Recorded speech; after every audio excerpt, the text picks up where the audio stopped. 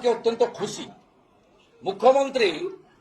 মুখ্যমন্ত্রী ডিএকে ঐচ্ছিক বলেছিলেন, ডিএ অধিকার হতে পারে না বলেছিলেন।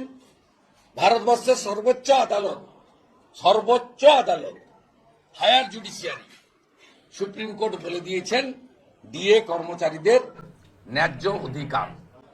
তাহলে আমার কাছে হেরে তিনি মুখ্যমন্ত্রী হতেন না, তিনি দল চালাতেন, পরামর্শদাতা হিসেবে থাকতেন। এই মুখ্যমন্ত্রীর দোকান কাটা সবাই জানে, অতএব স্বাভাবিকভাবে এর কোনো নৈতিকতা নেই।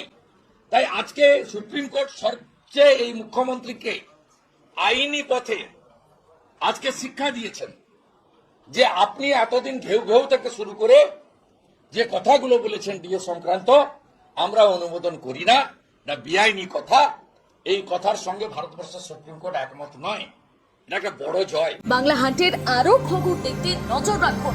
বাংলা খবর মানেই বাংলা হান্ট।